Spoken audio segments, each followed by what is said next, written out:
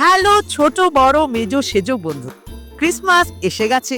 প্রতিবারের মতো park street আলোয় ভেসে গেছে, কিন্তু গোপন সূত্র থেকে আমরা জানতে পেরেছি যে সান্তা ক্লজ নাকি জন্মেছিলেন পার্ক স্ট্রিট। কিন্তু কোথায়, কোন বাড়ি, কত নম্বর বাড়িতে জন্মেছিল সেটা চলুন আজকে আলবাল ভাইরালের প্রথম নিবেদনে আমরা জেনে নেব।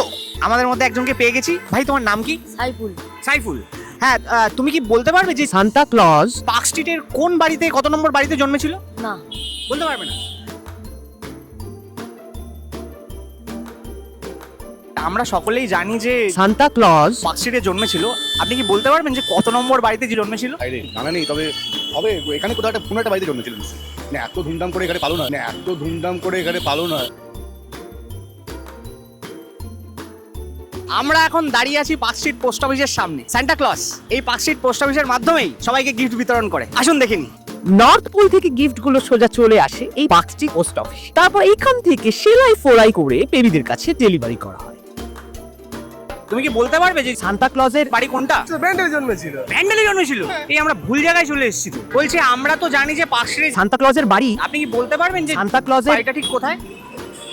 তুমি কি গাঁজা খেয়ে এসছো?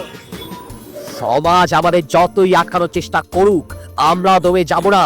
এই রকম আরো অনেক ঢপের তদন্ত নিয়ে ফিরবে বারবার আলবাল ভাইরাল নিউজ।